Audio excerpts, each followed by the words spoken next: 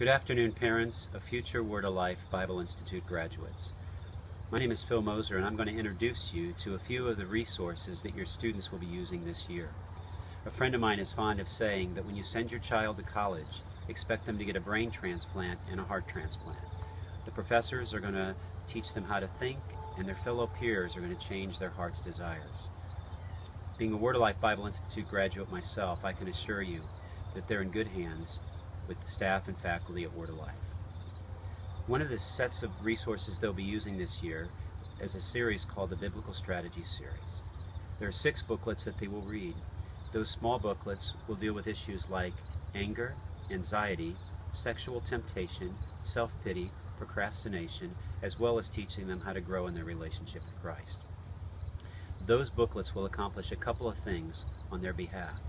First of all, they'll learn how to get into the Word for themselves. Each booklet in this series works with the first 50 pages, introducing them to simple passages that deal with their particular place of struggle.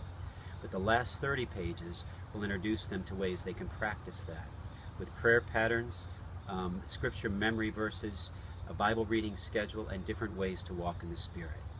And when they work through each one of those Biblical Strategies booklets, they will also gain a paradigm whereby they can develop their own biblical strategy for their issue of struggle, even though the booklets may not have addressed it.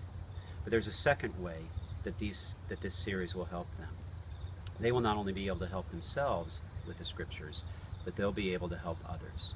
With 40 million Americans struggling with some form of anxiety, with anger being revealed in violent ways in our society today, and with $30 billion being spent annually in the pornography industry, I can assure you that the very issues they'll be studying will be helps and tools for them to help others who have the same problems.